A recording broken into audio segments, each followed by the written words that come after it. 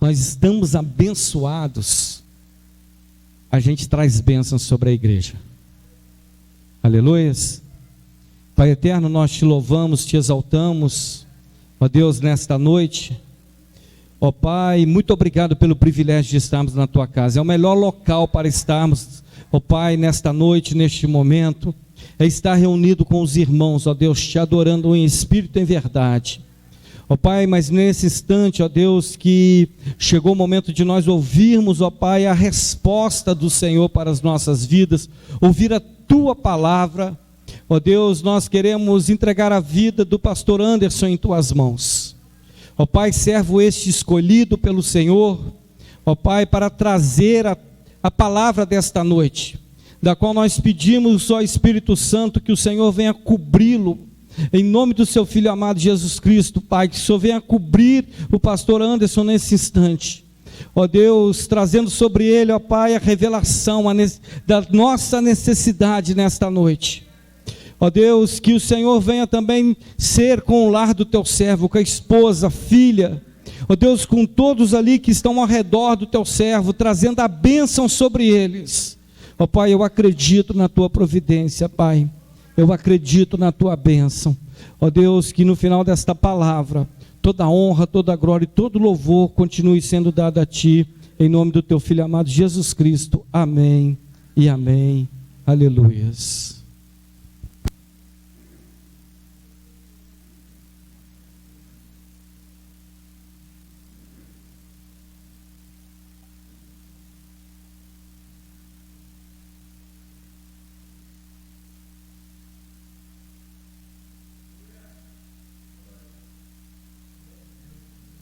Glória a Deus. Graça e paz, queridos. Vocês estão aí? Graça e paz, queridos. Prazer enorme estar com vocês uma vez mais. É sempre muito bom retornar a essa casa, retornar a este lugar. Pastor Evaldo é um amigo, um irmão, que nós conseguimos durante a caminhada. Queridos, eu fico muito feliz. Eu tenho muitos amigos, pastores de igreja, fechando igreja, por conta da pandemia, por conta de tudo que aconteceu. E aí eu chego aqui nesse domingo, e a igreja deu esse upgrade. Glória, eu fico muito feliz por isso, que Deus continue abençoando os irmãos, enquanto tem muitas igrejas fechando as portas, esta igreja permanece com as portas abertas e crescendo. Isso é muito bom, ver o reino de Deus crescendo e os irmãos sendo abençoados neste lugar. Queridos, você que está com a sua Bíblia, abra comigo, Evangelho de Jesus, segundo escreveu Mateus, o capítulo é o capítulo de número 14. Evangelho de Jesus, segundo escreve o evangelista Mateus, verso de número 14. Nós vamos ler capítulo 14, a partir do verso de número 20. Hoje, como essa igreja é uma igreja que ama a palavra, e eu louvo a Deus por isso, o pastor nos deu bastante tempo para explorar a palavra de Deus e compartilhá-la com os irmãos. Depois que você abrir Mateus capítulo 14, se abre Marcos 6, tá bom? Nós vamos ler esses dois textos, para que a gente fique bastante embasado no contexto, para que a gente consiga extrair o máximo daquilo que Deus quer compartilhar conosco por intermédio da sua palavra. Tá? Deixa eu já justificar, minha esposa estava ansiosa para vir, mas a gente não tinha com quem deixar a Andresa hoje. Né? A gente não está levando a Andresa aos cultos, por conta da condição dela, né? Ela ainda está com a tráqueozinha aberta, ela não usa mais a tráqueo, mas ainda está aberta, nós não fizemos a cirurgia estava marcada para aquele momento que iniciou a pandemia, então nós achamos por bem esperar, então mês que vem ela vai fazer a cirurgia para fechar a tráqueo. Então por conta disso, nós não estamos saindo com ela de casa, e por conta disso a minha esposa não pôde vir, mas ela mandou um abraço todo carinhoso aos irmãos, e muito provavelmente ela está assistindo pela internet. Evangelho de Jesus, segundo escreve Mateus, capítulo de número 14, a partir do verso 20, só para eu saber quem achou, diga amém. A minha versão é um pouquinho diferente, que a minha versão é a King James, tá? Mas o conteúdo é sempre o mesmo, porque é palavra de Deus e palavra de Deus não muda. Então, o verso 20 do capítulo 14, ele diz assim: e todos comeram e se fartaram. Observa a expressão todos. Todos comeram e se fartaram. Ninguém ficou sem se fartar. Todo mundo que estava lá não só comeu, como se fartou. Guarde isso, porque essa é uma informação importante. Eles não só comeram. Uma coisa é comer, outra coisa é comer e ficar saciado. Então, todos comeram e ficaram saciados. E ele continua: e dos pedaços que sobraram, tomaram 12 cestos cheios. E os que haviam comido eram cerca de 5.000 homens, além de mulheres e crianças. E logo Jesus compeliu os seus discípulos a entrar no barco. Algumas versões diz que Jesus obrigou os discípulos a entrar no barco e passar adiante para o outro lado, enquanto ele despedia a multidão. E despedida a multidão, ele subiu ao monte para orar à parte, e vindo à noite, estava ali sozinho. O barco, porém, estava já no meio do mar, agitado pelas ondas, porque o vento era contrário. Então não estava só ventando, estava ventando e o vento era contrário à embarcação dos discípulos. E ele continua: mas a quarta vigília da noite, 3 horas da madrugada, a quarta vigília da noite, Jesus foi até eles andando por sobre o mar. Quando os discípulos viram andando sobre o mar, eles perturbaram-se dizendo: é um espírito, e tiveram medo. Algumas versões dizem: é um fantasma, e tiveram medo. Mas imediatamente Jesus falou com eles dizendo: tende bom ânimo, sou eu, não temais. E Pedro respondeu e disse: Senhor, se és tu, manda ir ter contigo por sobre a água. E ele disse: vem. E Pedro, descendo do barco, andou sobre as águas para ir até Jesus. Mas ele, vendo que o vento era forte, teve medo. Então, olha, o vento era contrário e o vento era forte.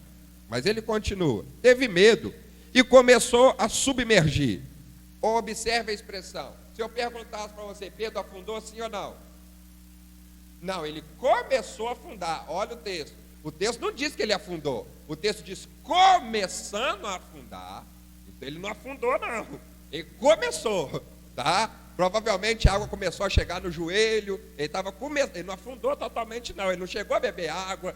Não, ele começou. Observe aí. Isso é importante você guardar. Clamou dizendo: Senhor, salva-me. Imediatamente Jesus estendeu a mão, segurou e disse: homem de pequena fé, por que é que você duvidou? E quando entraram no barco, o vento cessou. Então os que estavam no barco, vindo, o adoraram, dizendo: verdadeiramente és o Filho de Deus. Agora vem comigo para Marcos 6, é o mesmo texto, mas narrado por um outro evangelista, de uma outra perspectiva, e é importante que a gente entenda a perspectiva pelo qual Marcos ele vai escrever. A gente precisa compreender o que ele está escrevendo para que a gente entenda tudo aquilo que a palavra de Deus tem reservado para nós. Só para eu saber, quem achou aí, diga amém.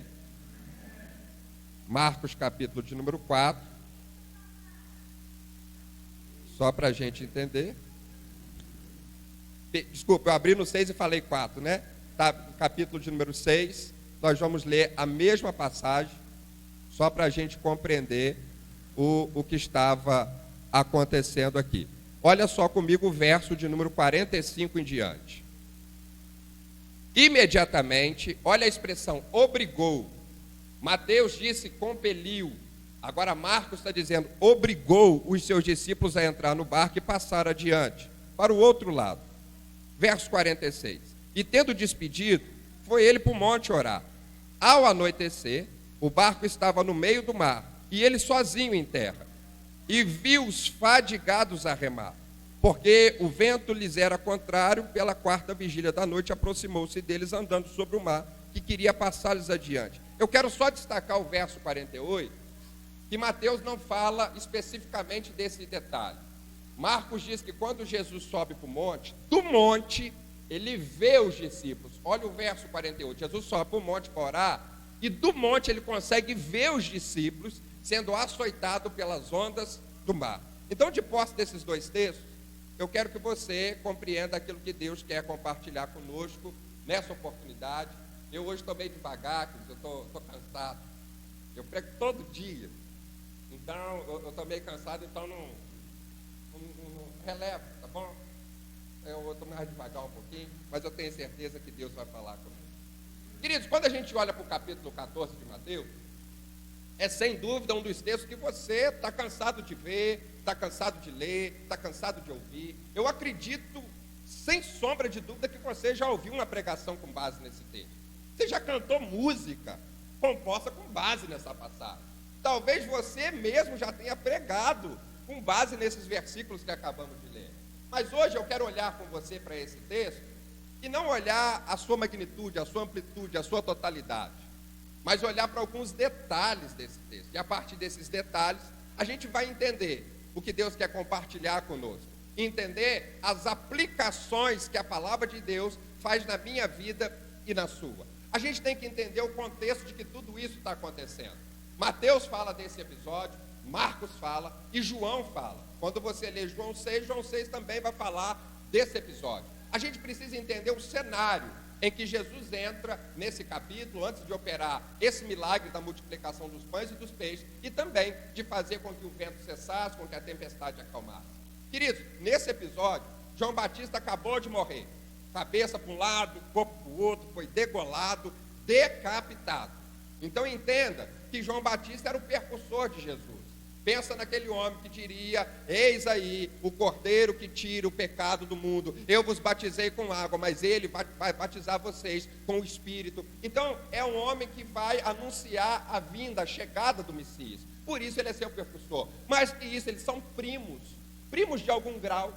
Então é um parente, é alguém que profetizou a chegada de Jesus, é um companheiro de ministério. E agora João Batista morreu, cabeça para um lado, corpo para o outro, decapitado, degolado, do jeito que você preferir. Mas o fato é que ele morreu. E a agenda de Jesus, pensa numa agenda lotada. Jesus não tinha tempo para nada. O texto vai dizer que eles não tinham tempo nem para comer. Então pensa numa agenda lotada a ponto de não ter tempo nem para comer. E querido, eu estou falando de crente. Para crente não ter tempo nem para comer, o negócio estava muito estreito.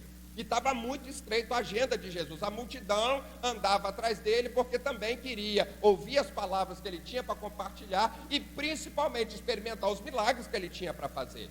Tanto é verdade que no capítulo 14 ele vai para um lugar à parte, ele vai para um lugar distante. É como se Jesus quisesse tirar um dia de folga.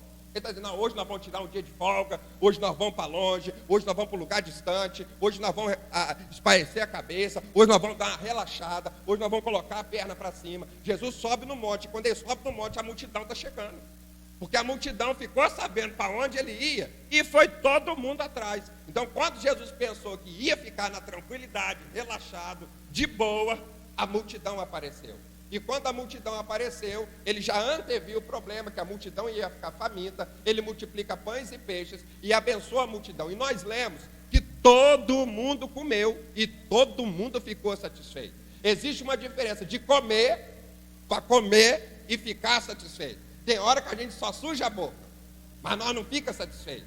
Principalmente crente. Crente, enquanto ele não fica satisfeito, nós não para de comer. Então o povo não só comeu, ele comeu e ficou saciado. Detalhe, a multidão inteira, o texto diz todos. Aqui eu quero que você compreenda, depois de Jesus operar um milagre na vida da multidão, curando os enfermos e proporcionando alimento com qualidade e com fartura, ele vai despedir a multidão. Aqui está a primeira lição que eu quero compartilhar com você. Jesus só despede a multidão depois dela estar alimentada e saciada. Ah não, eu vou repetir que você não pegou. Jesus só despede a multidão depois da multidão estar alimentada e saciada. Não, 2 glória a Deus, 1 aleluia, vou melhorar mais. Jesus só despede a multidão, só manda a multidão embora depois que ele alimenta a multidão e que a multidão está saciada.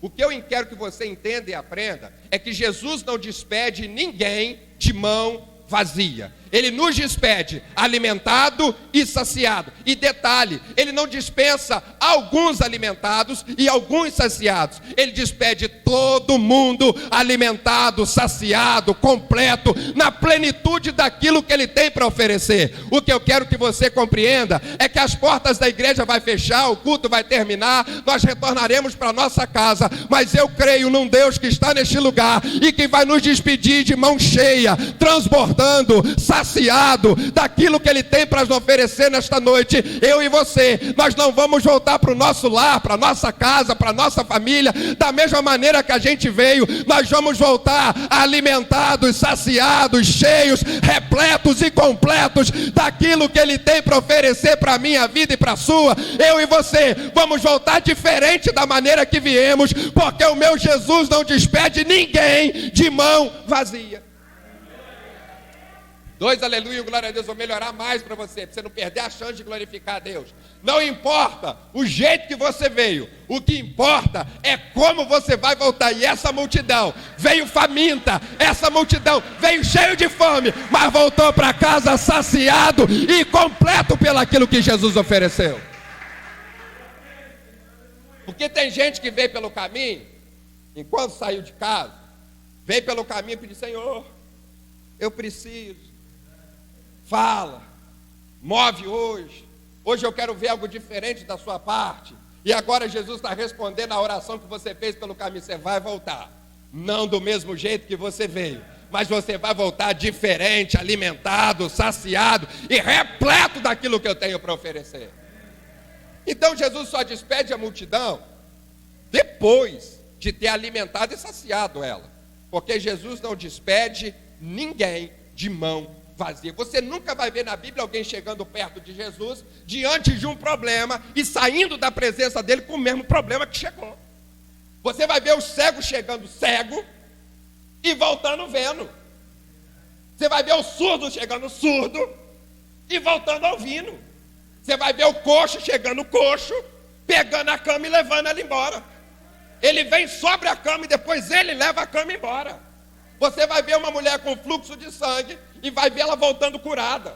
Você vai vendo todo mundo chegando com todas as mazelas perto de Jesus, mas quando saem da sua presença, saem mudadas, transformadas, renovadas, curadas. O que eu quero que você entenda é que Jesus está neste lugar. Nós já entramos na presença dele, e se estamos na presença dele, nós retornaremos mudados, transformados, restaurados, curados pelaquilo que ele tem para oferecer nessa noite.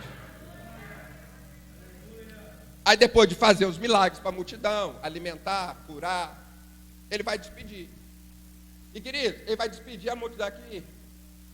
Vocês já comeram, vocês estão saciados, vocês estão curados, agora pode voltar. Mas os discípulos, então para a multidão, ele despede: pode voltar para casa, agora vocês estão curados, vocês receberam palavra, vocês se alimentaram. Né? Existe um ditado que diz que comida no papim é pé no caminho.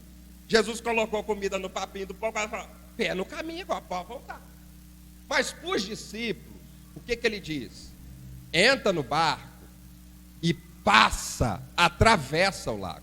Existem duas classes de pessoas, e elas estão relatadas nesse texto. Primeira classe, a multidão. Multidão que veio por causa dos milagres. Ela está ali só por causa dos milagres. Quando você vê João 6, verso 1, o texto vai dizer: porque eles viram os sinais miraculosos que Jesus fez na cura dos enfermos. Então eles foram atrás de Jesus só para receber milagre. Receberam o milagre, foram alimentados, agora estão voltando para casa. Então a primeira classe de pessoas, as multidões. Porque tem gente que vem só para receber. Pessoas que vêm só para receber se assemelham à multidão. Não, eu vou para a igreja porque eu estou precisando. Recebe, some. Aqui não tem isso não. Mas na minha igreja tem gente que recebe a bênção e depois some. Porque tem gente que se assemelha à multidão. Vem só para receber, vem só para comer, vem só para se alimentar. Se alimentou, recebeu, foi curado, some. Então Jesus está dizendo para a multidão: vocês vieram receber, e o que vocês vieram receber, vocês receberam. Agora podem voltar. Então a multidão, ela só recebeu e voltou. Agora, discípulo é diferente. Discípulo é diferente de multidão. Multidão, Jesus manda embora. Multidão ele abençoa, ele cura, ele opera milagre, ele alimenta, mas manda em discípulo. O que ele diz? Vocês vão adiante. Para a multidão ele manda elas voltarem. Vocês vão voltar para o lugar de onde vocês vieram. Para os discípulos ele está dizendo, vocês vão ir para um lugar para onde vocês nunca foram. Não, eu vou repetir, ouviu? Aleluia. Para a multidão, Jesus está dizendo, vocês vão voltar para o lugar da onde vocês vieram. Para os discípulos ele está dizendo, vocês vão ir para um lugar aonde vocês nunca foram. Observe a diferença de multidão para discípulo. Todos eles experimentaram do milagre, todos eles comeram, todos eles se saciaram, todos eles foram curados, todos eles viram um milagre acontecendo. Mas multidão volta para casa, volta para onde veio. Mas discípulo, depois que o milagre acontece, ele vai para um nível superior, ele vai adiante, ele vai para onde ele nunca foi. A pergunta é, você é multidão ou você é discípulo? Porque se você for multidão, você vai até receber, você vai sair alimentado, mas você vai voltar para o lugar da onde você veio. Mas se você for discípulo, você vai ser alimentado, você vai receber, mas você vai sair daqui e não vai voltar para onde veio, você vai para um nível à frente. Então Jesus está dizendo para o discípulo, entra no barco, que eu vou mandar vocês para diante do mar. Vocês vão atravessar o mar, vocês vão ir adiante. Multidão está voltando, discípulo está caminhando para frente. A diferença de multidão é essa, porque multidão tem um monte, querido. Tem muita gente que vem para a igreja, mas é só multidão. Mas eu quero crer que aqui hoje na Filadélfia não tem apenas multidão, mas tem discípulos. E discípulos vão receber, mas vão sair daqui não para voltar, mas para ir para um nível à frente. Agora você que escolhe. Não, pastor, eu estou tranquilo, só ser multidão. Eu vou ser curado, eu vou alimentar, então para mim está tranquilo. Agora, quando você é discípulo, você entra no barco e você vai para um nível à frente. Querido, o que eu quero que você entenda é que o Senhor quer te levar para um nível à frente. Jesus quer te fazer chegar onde você ainda não chegou. Ele quer te dar um upgrade. Ele quer te dar um outro lugar, um outro patamar, um outro estágio. E a gente precisa entender isso. Depois do milagre, os discípulos vão para um estágio acima. A multidão volta para o lugar da onde vieram. Receberam, mas voltaram para as suas casas. Agora os discípulos estão indo para um lugar adiante, estão indo para frente. O que eu quero que você entenda, queridos, é que Jesus vai operar milagre na tua vida, operar milagre na tua casa. Mas se você for discípulo, Ele vai te colocar no lugar à frente. Você vai progredir, você vai avançar, você vai atravessar o mar e você vai chegar onde não chegou. Queridos, as pessoas geralmente dizem para mim, pastor, quando tudo isso terminar, eu quero que volta tudo ao normal. 7 meses, eu não quero depois de 7 meses voltar ao normal, não. Eu quero voltar no upgrade, eu quero voltar no nível acima. Eu quero voltar melhor do que eu era. Eu não quero que as coisas voltem ao normal. Eu quero que elas voltem, mas voltem ainda melhor, voltem no outro estágio, voltem no outro nível, voltem no outro patamar. Porque eu não sei se você percebeu, a crise fez com que a igreja evoluísse muito. Na minha igreja, por exemplo, não tinha culto online. Agora tem. A gente alcançava só quem estava lá. Agora nós estamos alcançando todo mundo. Foi preciso uma crise acontecer para que depois da crise nós fôssemos jogados para o nível acima. E quer dizer, eu quero que você entenda que essa crise que está acontecendo é só para fazer quem é discípulo chegar no nível acima, chegar num degrau acima, chegar numa posição acima. É Jesus te dando a oportunidade para te dar um upgrade. Agora, você precisa ser discípulo para isso. Discípulo não é multidão. Discípulo é quem anda com Jesus. Discípulo é quem segue o mestre. Discípulo não é quem vem atrás de Jesus só por causa daquilo que ele tem para oferecer. Ah não, estou com fome, vou lá porque ele multiplica. Ah não, estou enfermo, vou lá porque ele cura. Tudo isso é bom, mas a gente segue mesmo enfermo, mesmo com fome, mesmo com a despensa vazia, mesmo na prova, e independente do que esteja acontecendo, eu sou discípulo, independente do que esteja passando, eu continuo seguindo o mestre. Posso não receber cura, mas estou seguindo. Posso não receber o que eu quero receber, mas eu estou seguindo. Ele pode não fazer, mas eu estou seguindo. Se ele fizer, eu estou seguindo. Se ele não fizer, eu continuo seguindo, porque eu sou discípulo, e discípulo vai para o nível à frente. Multidão até recebe, mas volta para casa. Os discípulos estão indo para o nível acima. Agora Jesus vai dizer para os discípulos o seguinte: entrem no barco. A gente leu em Marcos escrevendo obrigou. A minha versão diz compeliu.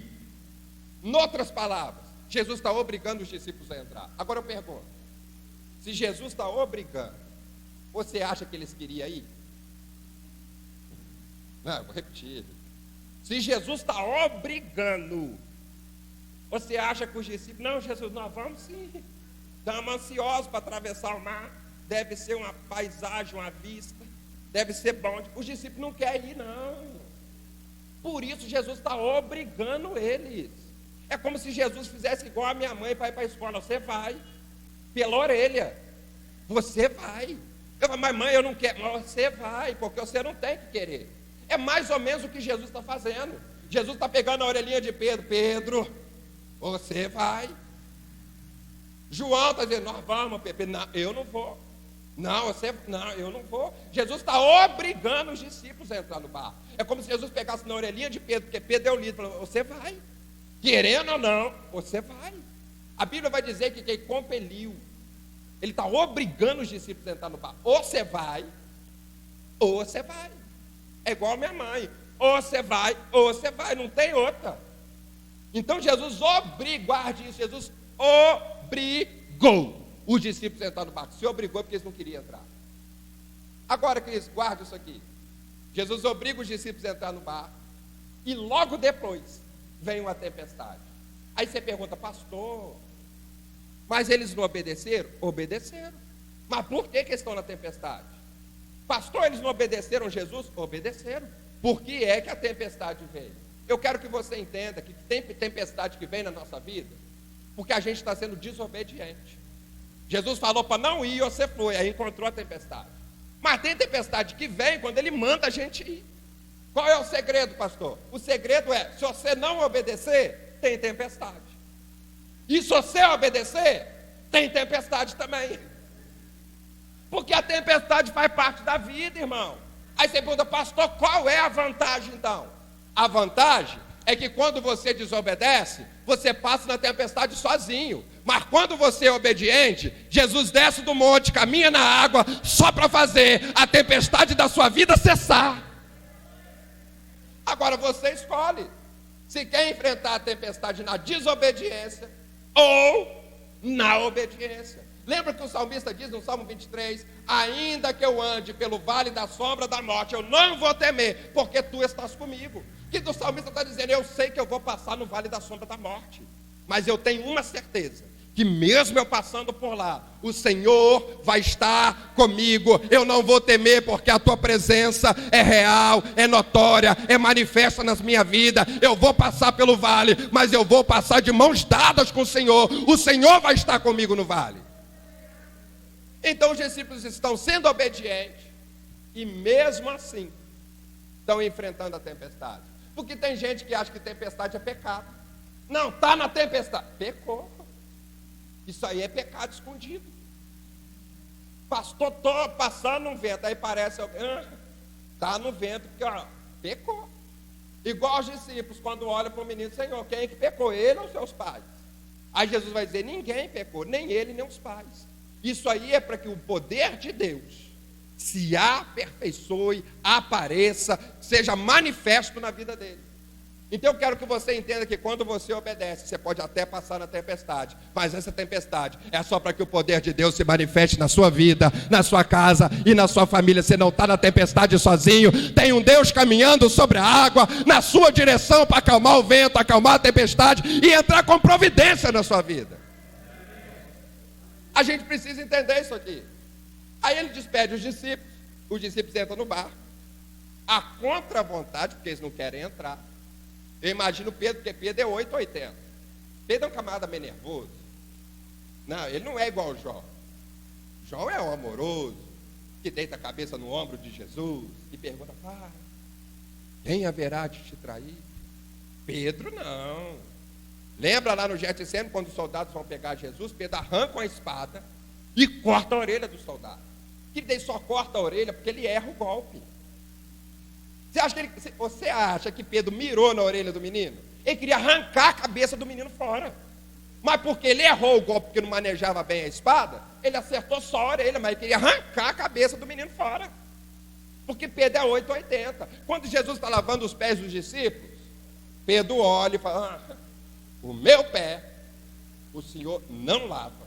Jesus olha para ele: Pedro, se eu não lavar os teus pés, você não tem parte comigo. Aí o que Pedro diz? Então fala o seguinte: não lava só o pé, igual o senhor está lavando o deles, não. Me dá um banho completo. Eu vou entrar na banheira, o senhor vai esfregar as minhas costas, me dá um banho por inteiro, porque eu não quero que lava só meu pé, não. Pedro é nesse nível. Ele é desse jeito, ele é 8, ele é 80. Então eu fico imaginando Pedro a contragosto sentando no barco.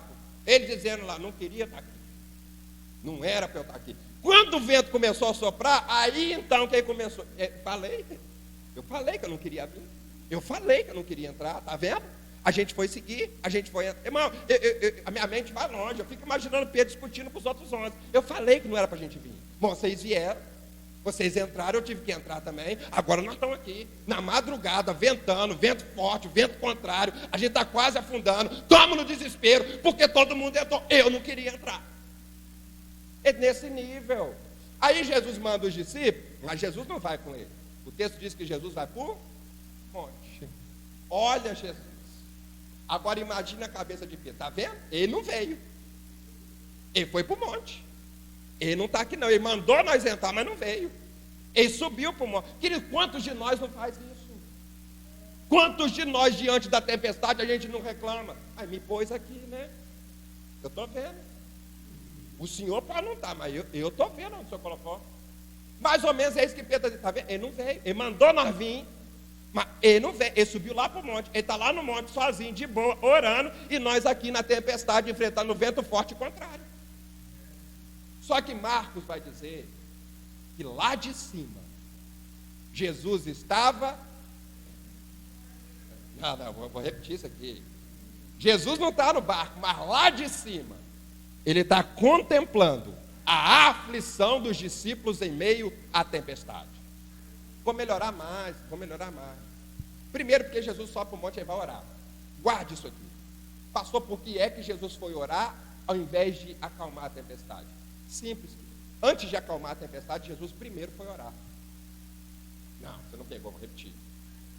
Antes de resolver o problema, primeiro ele foi orar.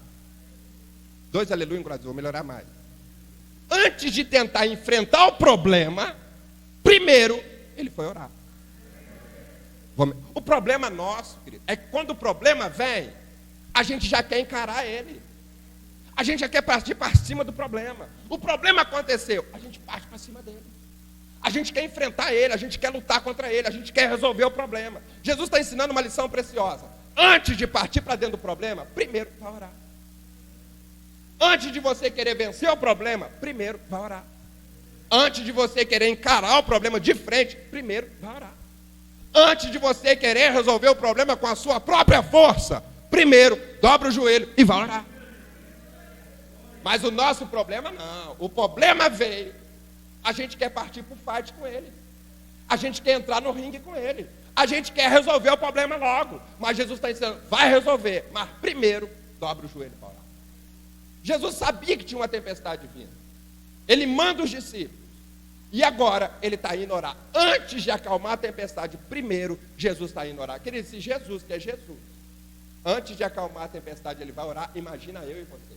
O que eu quero te ensinar, que a lição que a Bíblia está nos ensinando é: o problema vai chegar, a tempestade vai acontecer, as ondas vão levantar, os relâmpagos vão cruzar o céu, mas antes de resolver o problema, primeiro vai orar. Não, eu vi um Jesus, vou repetir. Antes de partir para dentro do problema, apresente o seu problema para quem de fato pode resolver o problema na sua vida. Não, vou melhorar mais que a frase ficou bonita. Antes de partir para dentro do problema, consulta aquele que pode resolver o problema na sua vida, na sua casa, na sua família. Dobra o joelho diante da tempestade da vida e aconselhe, busque patamar, busque a força no Senhor para que você possa resolver o problema depois. Mas o nosso problema é que nós já queremos resolver. O problema veio, a gente já quer resolver de cara. Não, já vou resolver logo, já vou partir de cara, já vou resolver o problema logo. Querido, abre um parênteses aí. Eu falei para você que eu estou muito cansado, falei.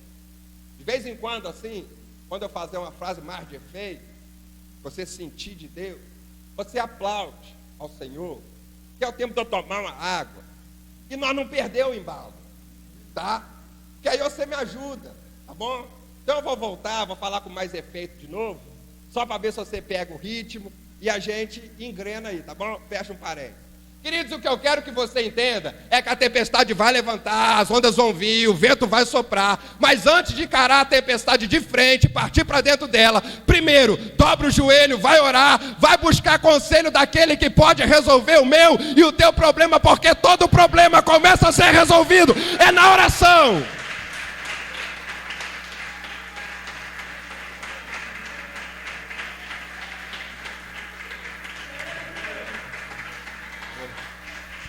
Aleluia, glória a Deus. De vez em quando você me dá essa força. Aí Jesus vai orar.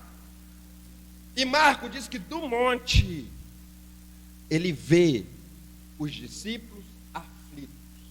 Queridos, isso aqui é quando Jesus dispensa a multidão, que ele manda os discípulos para o outro lado. Isso aqui está no finalzinho da tarde. Do final da tarde até 3 horas da manhã, é muito tempo. Então, quando os discípulos já estão lá no meio do mar, Jesus está vendo. Só que ele espera 3 horas da manhã para ir lá dar um socorro para eles. Assim que a tempestade começou, ele já viu. Mas ele não foi de imediato. Ele esperou às 3 horas da manhã para ir socorrer eles. O que significa dizer, queridos, que os discípulos esperaram no mínimo 10 horas sofrendo na tempestade. Pastor, por que é que Jesus não socorreu logo de cara? Porque primeiro, ele esperou os discípulos esgotarem as forças dele, para só depois ele aparecer com socorro. Não, para melhorar mais, você não pegou. Ele esperou os discípulos esgotarem todos os recursos humanos, para só depois ele aparecer com socorro divino. O que eu quero que você entenda, queridos, é que Jesus vai esperar você esgotar os seus esforços, para só depois ele aparecer com a mão dele, aparecer com o poder dele, com a intervenção dele sobre a minha vida e a sua.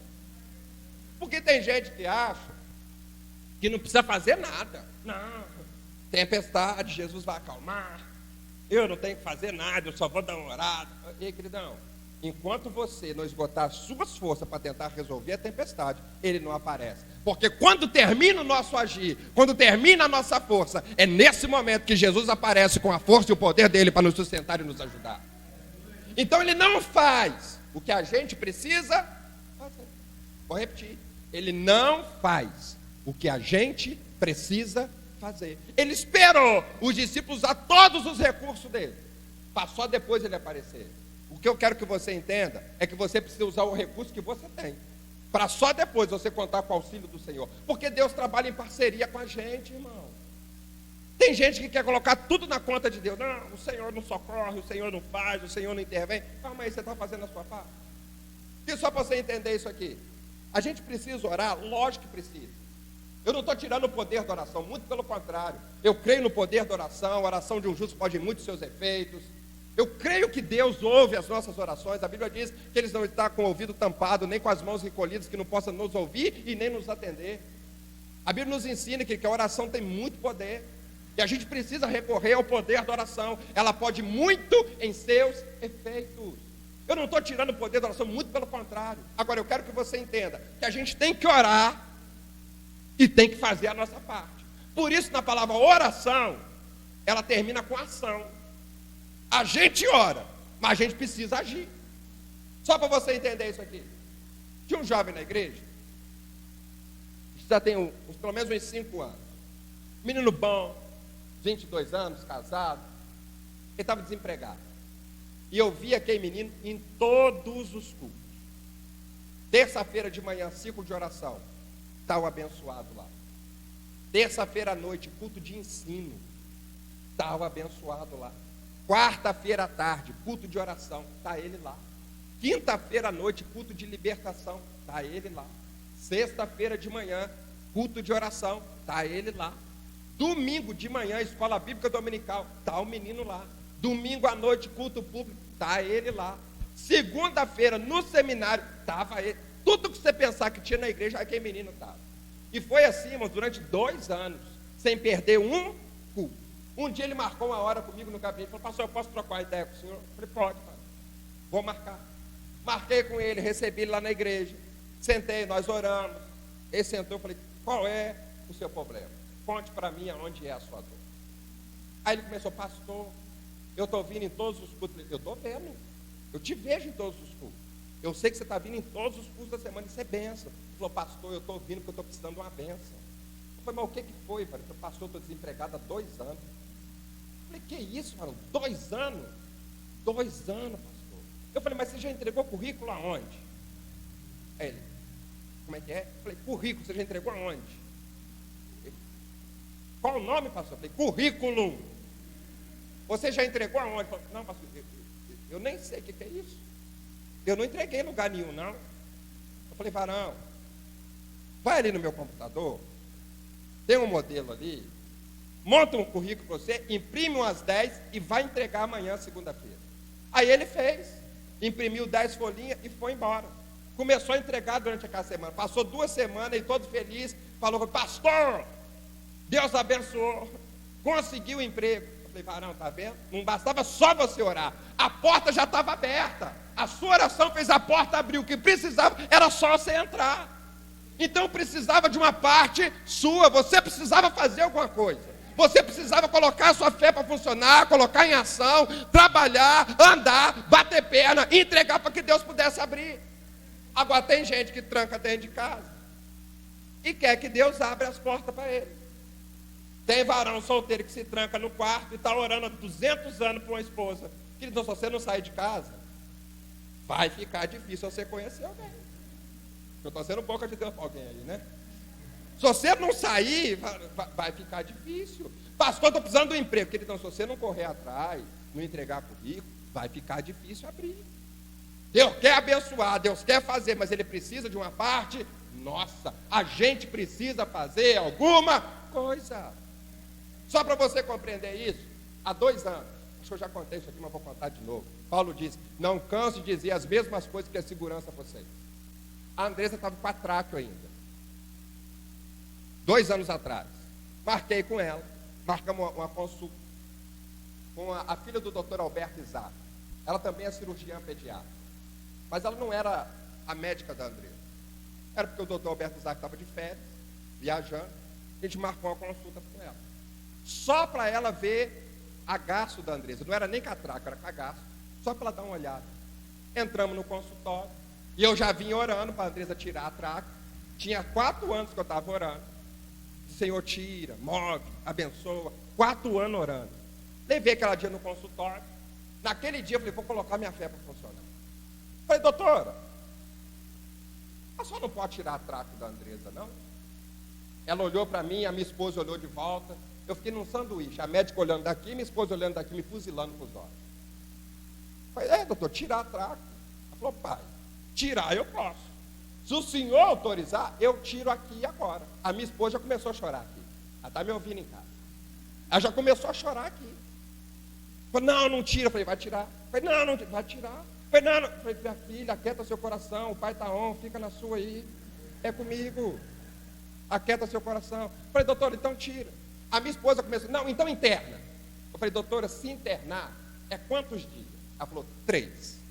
Um para internar, um para tirar e um para ficar em observação. Eu falei: eu já fiquei 10 meses na UTI com a Andressa, não vou ficar mais 3 dias, não. Eu falei: doutora, tira aqui agora que eu levo ela para casa. A doutora e a Néia, eu tive que mandar a Néia embora. Abri a porta e falei: sai. Ela saiu, eu fechei. Eu falei: doutora, agora nós 2, eu e você. Tira. Falei: pai, só tem certeza? Eu falei: tenho. Tira. Ela tirou. Fez um curativo simples com esparadrapo. Eu levei a Andressa para casa. Aquela noite eu não dormi. Eu fiquei do lado do berço, vestido para poder sair, a chave no contato do carro e o portão aberto. Falei: se der ruim, eu saio correndo. Porque, querido, se ela não conseguisse respirar, ela morria. Então eu falei: se der ruim, eu já deixei tudo pronto. Aquela noite eu não dormi. Eu fiquei do lado do berço, vigiando a Andressa. A Andressa acordou de manhã. Eu falei: ih, Vitória, Está sem traco até hoje, mais de 2 anos. Agora, por que eu estou te contando isso?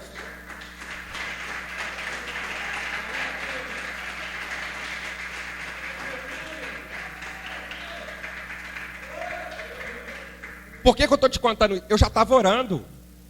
Eu não fiz nada sem orar, não. Eu já estava há 4 anos orando. E durante os 4 anos orando, Deus falou, tira, põe sua fé para funcionar. E que naquele dia, naquele consultório, eu falei, agora eu vou colocar minha fé para funcionar. Eu falei, doutora, pode tirar, porque o meu Deus está garantindo, eu vou levar a Andresa para casa. O que eu quero que você entenda, queridos, é que você já está orando. Agora você precisa colocar a sua fé para funcionar. Põe a sua fé para funcionar, que a sua parte você já fez, mas Deus vai fazer a Ele na sua vida, na sua casa, na sua família. Deus vai entrar com providência. Agora você precisa se mover em fé. Você precisa colocar a sua fé para funcionar, senão, querido, vai ficar difícil. Se eu ficasse esperando, eu estava lá até hoje, com a Andresa com tráqueo, mas eu coloquei minha fé para funcionar. Mas vamos adiante, senão não termina esse negócio. Aí Jesus vai orar, ele deixa os discípulos lá, umas 10 horas no mínimo, todo mundo já cansado, tira a água do barco, joga a água do barco, rema, tenta remar, avança, o vento joga para trás, eles dão um caminhar para frente, o vento joga eles para trás de novo, barco balançando, madeira rangindo, Pedro gritando. Pensa no pavor, é madrugada, não se esqueça disso, é madrugada, é 3 horas da manhã, e os estudiosos vão dizer que a parte mais escura da noite não é meia-noite, é às 3 horas da manhã. São poucas horas que antecede o nascer do sol, é a parte mais escura da noite, é às 3 horas da manhã, é justamente nesse cenário que eles estão. Pensa na escuridão, ninguém está vendo nem um palmo para frente, todo mundo apavorado, barco afundando, vento soprando, Pedro gritando, João orando. É nesse sentido que está acontecendo no barco. Aí o texto vai dizer que Jesus espera, Jesus larga, eles largam. 3 horas da manhã, Jesus vai caminhando. Chega no lago, começa a caminhar por sobre a água. Irmão, para pensar na cena. Lembra, 3 horas da manhã, escuro que só, tempestade, vento soprando, Pedro gritando, irmão, desespero total. Aí 3 horas da manhã, aparece alguém andando sobre a água. Um raio corta o céu, eis vê aquele vulto. É 3 horas da manhã. O texto diz que eles começam a gritar, desesperado. Irmão, até eu. É 3 horas da manhã. Alguém andando na água. Irmão, se sou eu pulava do barco e ia nado. Para ver, irmão, eles só não saem correndo porque estão no barco. Porque se eles não estivessem no barco, irmão, saía todo mundo correndo. Você está rindo, mas você também. Porque tem gente que não levanta de madrugada para tomar água com medo. Fica com vontade de ir no banheiro, mas não levanta com medo. Agora pensa nos discípulos, 3 horas da manhã, alguém andando sobre a água na tempestade. Irmão, até eu. Então os discípulos ficam desesperados, começam a gritar, é um fantasma, vamos correr, mas não dá, é água. Então, irmão, eles estão desesperados, gritando uns com os outros. Aí Jesus aparece e diz, ei, tenha calma, anime-se, sou eu. Não, vou repetir. Jesus vem andando tranquilo, soberano sobre a água. Enquanto ele está caminhando, eu falei, ei, fica tranquilo, sou eu. O que eu quero que você entenda é que a tempestade pode vir. O vento pode soprar contrário e forte. As ondas podem se levantar. O raio pode cruzar o céu. Você pode estar na noite mais trevosa e escura do choro. Mas em todo esse cenário de pavor, de medo, de angústia, tem um Deus que vem caminhando, soberano, sobre a tempestade, dizendo para você, acalma, tem bom ânimo, porque eu já cheguei, estou presente, estou contigo, estou com você, mesmo diante de tudo isso.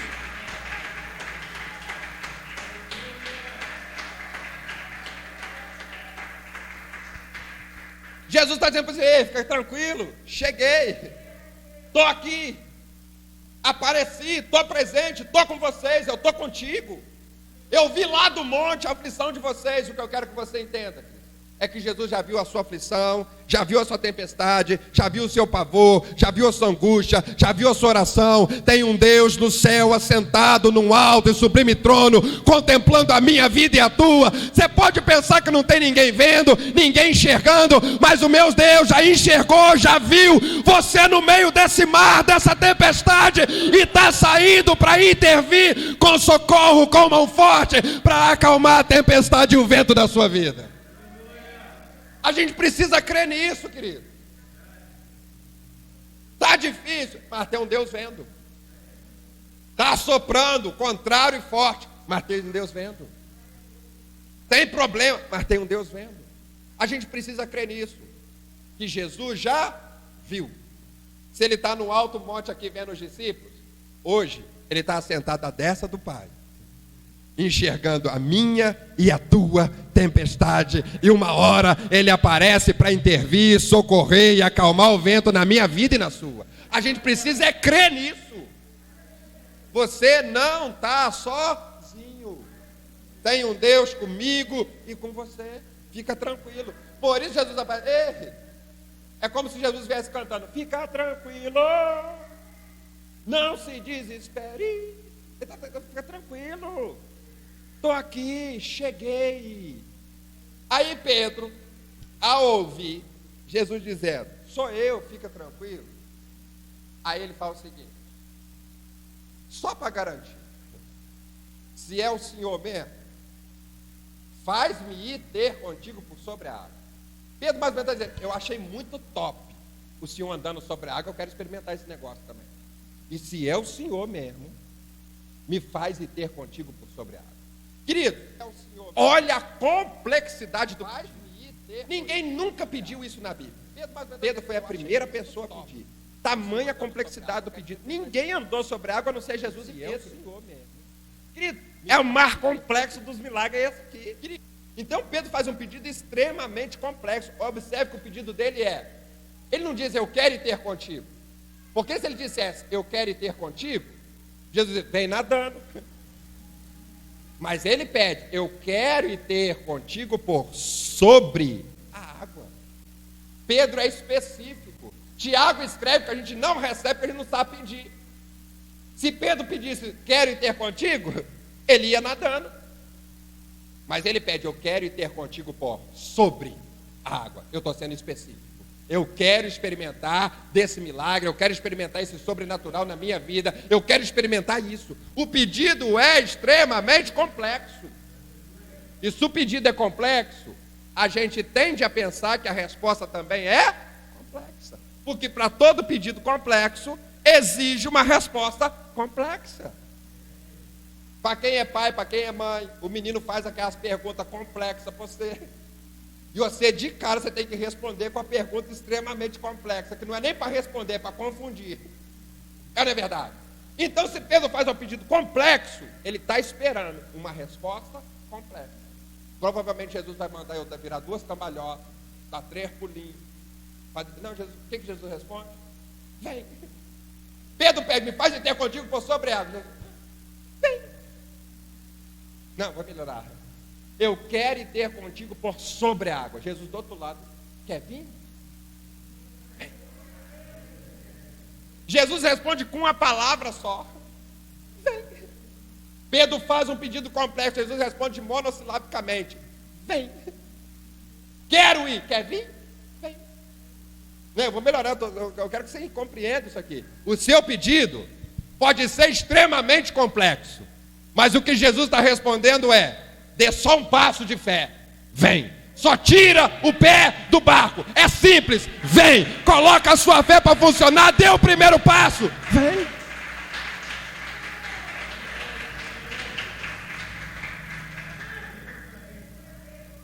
Jesus, eu só preciso de um passo de fé seu, Pedro. Eu quero fazer você andar sobre a água do jeito que você está pedindo. Eu só preciso de um passo de fé seu. É só você dar o primeiro passo, é só você vir. Do mesmo jeito que Deus fez com Pedro, querido. Ele está fazendo comigo e com você. Ele quer apenas um passo de fé, meu e seu, só para descer do barco. Agora pensa no primeiro passo. Eu sou meio doido, eu fico imaginando essas coisas. porque você lê que Pedro andou, eu fico pensando no primeiro passo. Porque depois do primeiro passo, os outros é mais fácil. Agora pensa no primeiro. Eu vou pisar na água. Pensa no primeiro. Que ele pisa, mas ele não soltou o Pedro. O outro pé está no barro. Quando ele tira a outra perna, olha, eu fico imaginando a sensação dele. Mano, eu sou meio pancada das ideias. Eu fico imaginando como Pedro, colocando o pezinho, e aquele medo de tirar isso aqui. Porque tem um medo de ser bobo, rapaz. Tem um medo de tirar. Mas quando ele tira, quem não afunda, vitória. Depois que o primeiro foi, ele deu o segundo e foi indo. A água parece que se transformou em solo para que ele pudesse caminhar. Porque eu quero que você entenda. Para Deus fazer você caminhar, Ele até solidifica a água, para que você possa caminhar sobre ela e triunfante sobre a tempestade. Aí Pedro vai caminhando. Pedro vai caminhando. O texto diz, olha comigo aí, o texto vai dizer que Pedro começa a olhar para Jesus. Então Jesus vem, ele vai caminhando. Depois, quando ele já começou a caminhar, o texto vai dizer, observando o vento. Em dado momento da caminhada, Pedro para, tira os olhos de Jesus e começa a observar o vento. Quando ele tira os olhos de Jesus e observa o problema, ele começa a afundar. Eu ouvi um Deus, vou melhorar. Enquanto você estiver com os olhos fixos no Mestre, diante da tempestade, você vai caminhar triunfante sobre ela. Mas se você tirar os olhos dele e olhar para a adversidade, você vai afundar. O segredo para caminhar triunfante sobre a tempestade da vida é manter os olhos fixos em Jesus. Pare de olhar para o problema, pare de olhar para o lado, pare de olhar para o vento, pare de olhar para a tempestade. Continue olhando para o autor e consumador da minha e da tua fé.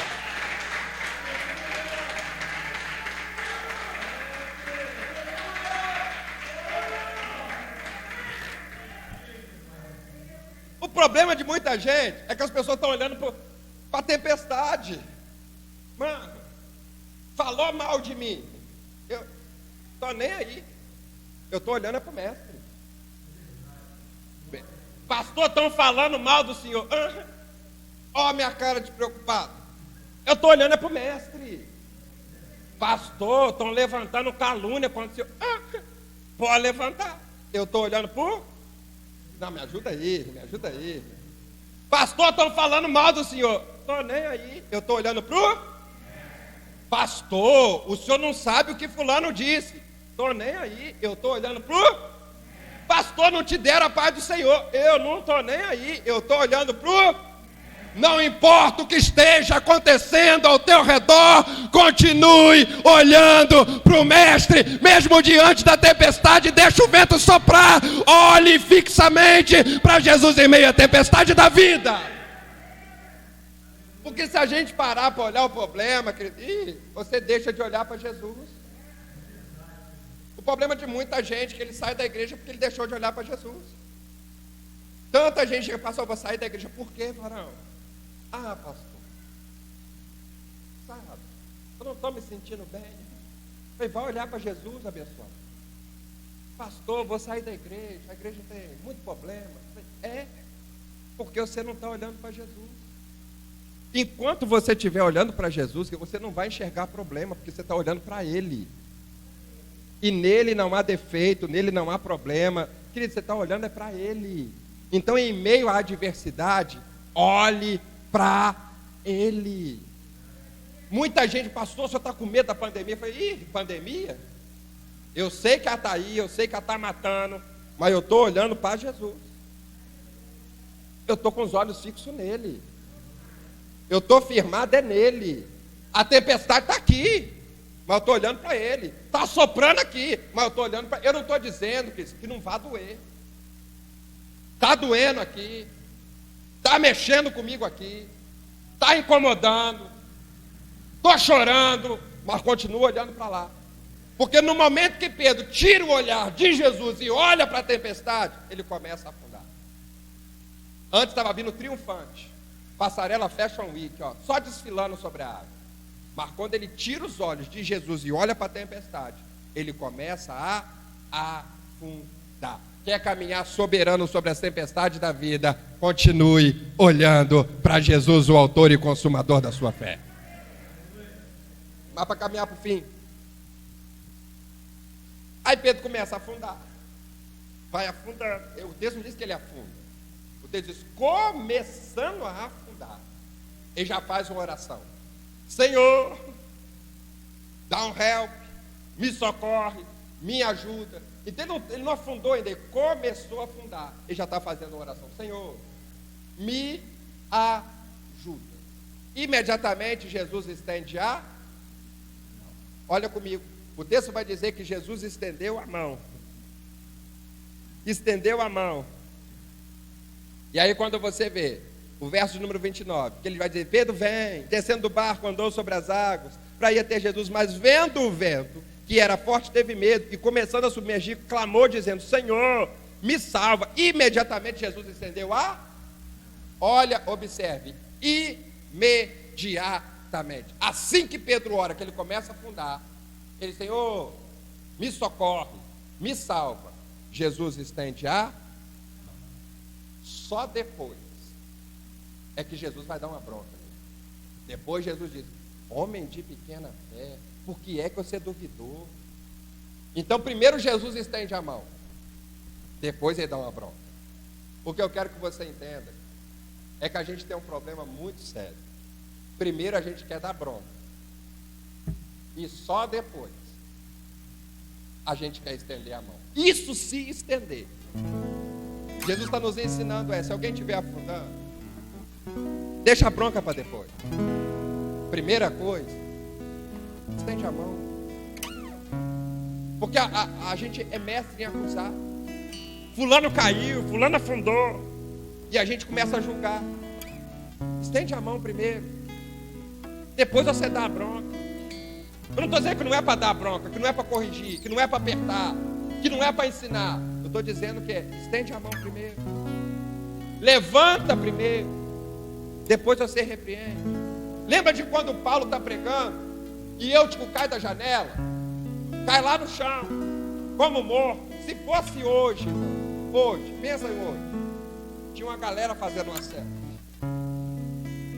Eutico caiu, aí tinha uma galera aqui, ó, fazendo uma cela. Outra galera dizendo, para que foi subir? Tanto lugar para estar, o que foi fazer lá em cima? O que Paulo faz? Ele para de pregar, desce do púlpito e abraça o menino. E quando ele termina de abraçar, levanta o menino vivo. Querido, Paulo poderia ter repreendido, poderia, mas o que ele faz? Ele há momentos que tem gente precisando é só de uma mão amiga para levantar, é só de um abraço para encorajar. Mas o que nós na grande maioria das vezes fazemos, a gente quer dar bronca, a gente quer perguntar por que fez. Entenda e aprenda e faça como Jesus, estenda a sua mão. Levante. Tem muita gente nesse período só precisando de uma mão amiga para se levantar, só precisando de uma mão amiga para se colocar de pé. Provavelmente tem alguém lá no barco, algum dos discípulos, talvez Judas. Está vendo? Para que foi? Não sei o que foi querer andar sobre a água. Está afundando. Mas Jesus está estendendo a mão e levanta. Aprenda a estender a mão para levantar alguém. Aprenda a estender a mão para colocar alguém de pé. Aprenda a estender a mão para colocar alguém na superfície de novo. Aprenda a estender a mão para erguer alguém de novo. Aprenda a estender a mão para colocar alguém no cenário e dentro do barco de novo. Jesus estende a mão, levanta Pedro e volta com Pedro para dentro do barco. Pedro é o único homem que andou para ir e andou para voltar. Tirou onda. Ele andou a primeira, começou a afundar, levantou e começou a andar de novo. Agora, ele entra no barco com Jesus, ele sai do barco sem Jesus e entra com. Quando você dá um passo de fé, você pode até dar um passo sem, mas quando você der o passo, tem alguém que vai te sustentar e dizer, agora eu estou contigo. Agora nós vamos voltar para o barco. Agora nós vamos vencer essa tempestade. Agora nós vamos passar por tudo isso. Só porque você deu um passo de fé. Aí eles entram no barco. E a Bíblia vai dizer que quando eles entram no barco, a tempestade cessa. Só que uma coisa que me chama a atenção é que Jesus vai dizer para Pedro: por que é que você teve fé? Por que é que você teve medo? Por que você parou de acreditar? Por que você parou de crer? E tem gente afundando em meio à tempestade porque parou de acreditar, parou de colocar a fé para funcionar. Diz: eu quero te encorajar a pôr a sua fé para funcionar, a acreditar que há um Deus poderoso, a acreditar um Deus que quando faz ninguém pode impedir o teu agir e o teu querer na minha vida e na sua. Acreditar e colocar a fé num Deus que não há nada impossível para Ele. Você precisa colocar a sua fé para funcionar. Encerro agora. Também acho que eu já contei o que eu vou contar, mas se eu já contei o que eu vou contar, eu conto de novo. A gente ia com a Andresa para o Rio fazer o exame da prata, uma vez todo mês. E sempre ia para nossa casa uma ambulância UTI, com médico e enfermeiro. A gente ia para o Rio com uma UTI móvel, todo recurso, médico e enfermeiro ali. Um dia a gente marcou o exame no Rio, lá no aterro do Flamengo. Marcamos o exame, chegou a ambulância na porta da nossa casa, lá no Fernandes Figueiredo, na porta da nossa casa. Só que dessa vez chegou a ambulância, boa, UTI também, mas não tinha nem médico nem enfermeiro. E quando a gente colocou a Andresa na parte de trás da ambulância, que a gente foi ligar os aparelhos dela, a gente percebeu que nada da parte elétrica funcionava na parte de trás. Nem luz tinha. A minha esposa já chorando, perguntou: e aí, filho, nós vamos ou não vamos? Eu falei: filha, vamos. Mas a gente só conseguia saber se a Andresa estava bem se a gente olhasse para o aparelho. Porque aí a gente via a saturação do oxigênio dela, a gente via os batimentos cardíacos, porque ela estava dormindo. Então o único jeito da gente saber se a Andresa estava bem ou não era olhar os monitores. Mas nada na parte de trás funcionava. Nós decidimos ir. Ligamos a lanterna do celular e começamos a clarear. E saímos de casa e fomos orando, eu e ela. E quando chegou na serra, a minha esposa já começou a chorar. Para quem conhece a minha esposa, pensa na mulher. Não vou nem falar porque vai dar. A mulher nasceu com 3 meses. Irmão, você tem noção, um dia queria comprar uma cortina para a sala. Meia-noite ela ligou para o vendedor. O vendedor foi lá, meia-noite em casa, ela comprou uma cortina a 1h da manhã, que ela não conseguiu esperar o dia amanhecer. É só para você ver o nível. Quando chegou na serra, ela já começou a chorar. Falei: filha, calma. Porque ela não sabia se a Andresa estava bem ou não. Pai é mais tranquilo e eu sou tranquilão. Outro dia eu carregando a Andresa a toda porta, dormindo no meu ombro. Ela falou: filho, olha como você está carregando a Andresa. Eu falei: minha filha, já viu criança ter toxicólogo? Não existe criança com toxicólogo. Criança está tudo torto e acorda tudo bem. Relaxa. Mas mãe não. E ela começou a ficar apavorada. Eu falei: por que você não coloca a sua fé para funcionar? E quando eu falei isso, coloca a sua fé para funcionar, parece que deu um start. Aí ela: ah, é? Eu falei: é. Queridos, acredite se quiser. Ela olhou para o monitor e disse: me mostra. Aquela parte de trás da ambulância, tudo. Mostrou o batimento cardíaco, saturação do oxigênio. Ficou uns 30 segundos ligado, 15 segundos e desligou. Aí ela viu e acalmou. A gente continuou a viagem. Mais 40 minutos a gente estava na Avenida Brasil. Ela começou a ficar apavorada de novo. Aí agora, movida de fé, mais uma vez, ela disse: me mostra. Aquele negócio acendeu tudo. Mostrou para ela e desligou. Ela ficou tranquila. Eu me lembro que eu ainda brinquei com ela. Falei: aqui, não usa tudo não, que ainda tem a volta. Guarda um crédito aí, porque a gente vai voltar. Saímos do Fernandes Figueiredo, na volta a gente já estava na Avenida Brasil de novo. Eu falei: agora deixa comigo. Deixa comigo que agora o negócio é comigo. Eu apontei para ele: me mostra. Eles: aquele negócio não acendeu, foi nada. Ela ainda riu de mim, falando: hoje o negócio é comigo. Aí ela já não estava nem colocando mais fé. Ela estava falando, irmão, aquele negócio acendia, irmão. Nós fomos e voltamos com ela se movendo em fé. O que eu quero que você entenda é que se você colocar a sua fé para funcionar, você consegue caminhar triunfante sobre a tempestade da vida. Se você colocar a sua fé para funcionar, você consegue vencer as adversidades da vida. Você consegue vencer o vento forte e contrário que sopra. Você consegue vencer as ondas grandes que se levantam. Você consegue vencer a tempestade que está tentando afundar o teu barco. Você consegue vencer as adversidades que você tem passado. Mas você precisa dar um passo de fé. E Jesus está do outro lado dizendo, vem, dê o passo, se arrisque, põe a sua fé para funcionar, que você vai caminhar triunfante sobre essa tempestade.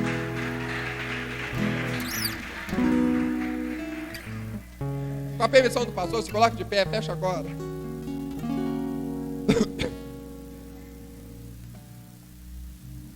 Até porque eu não tenho nem mais voz. Vou embora. Mas eu quero orar por você. Na verdade, não era nem isso que eu ia pregar. Não sei nem porque que eu preguei. Eu tinha preparado um outro texto.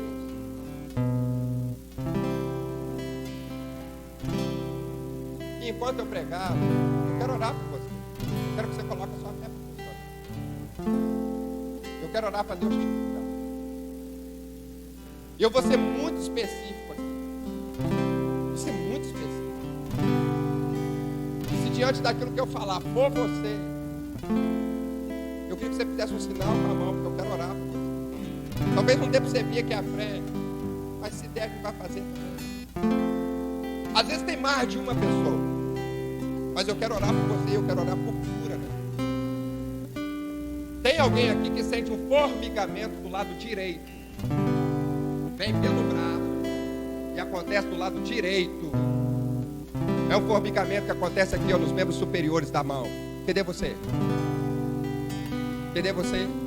Vem pra cá, minha filha. Eu sei que você está aí. Eu quero orar por você.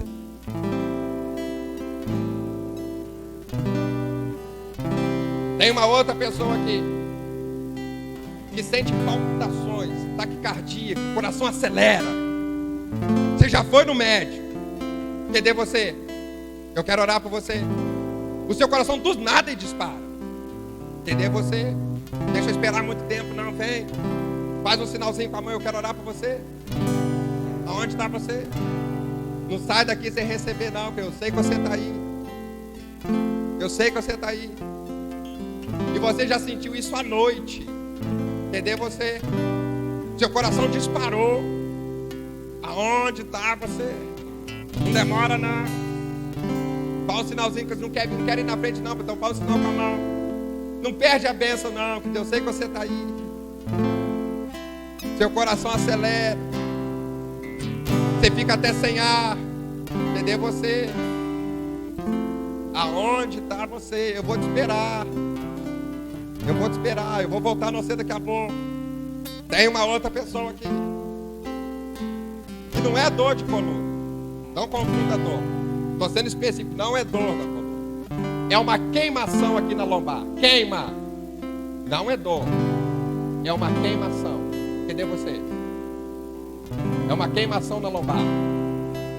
Cadê você? Põe um sinal com a mão. Não dói. Queima. Arde. Parece fogo. Cadê você? Se estende. Onde está você? Não demora, não. Não tem que terminar. É você, varão? Não demora. Eu sei que você está aí. Então não demora, não. Ah, não demora, não. Cadê a palpitação? Cadê você? Não demora, não.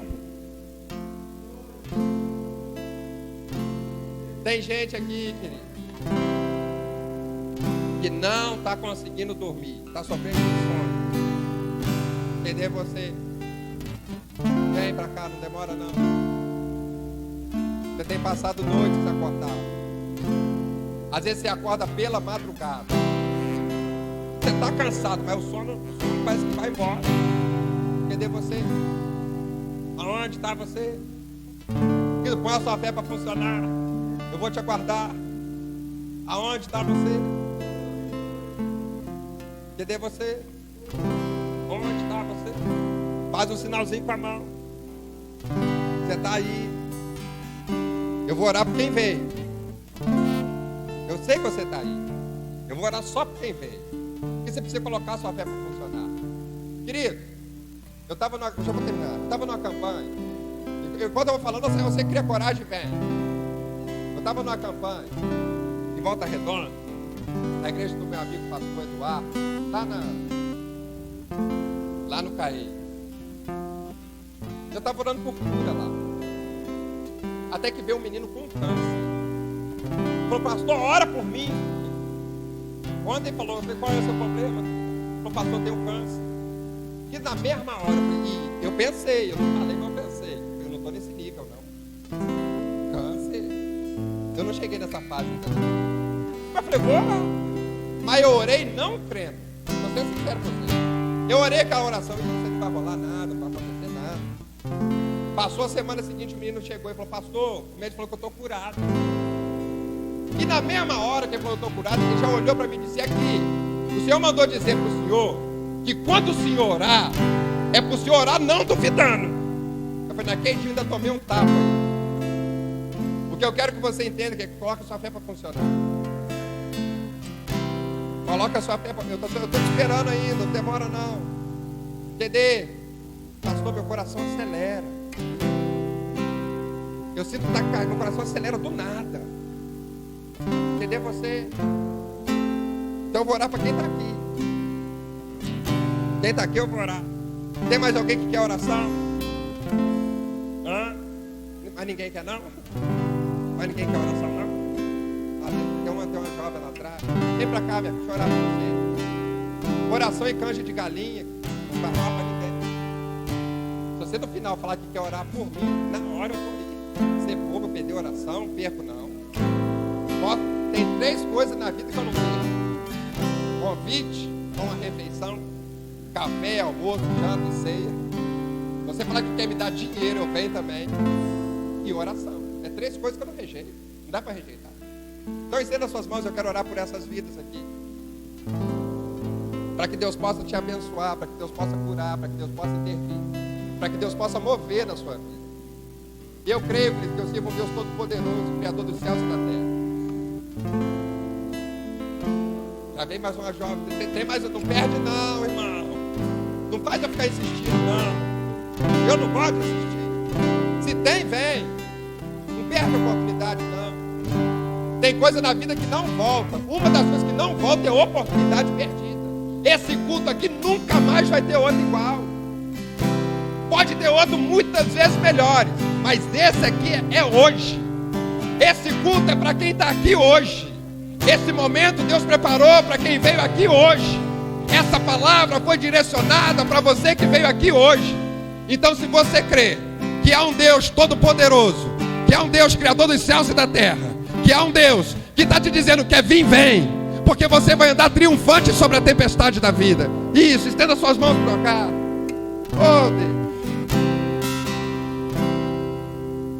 eu creio num Deus poderoso, um Deus que cura, um Deus que renova, um Deus que transforma.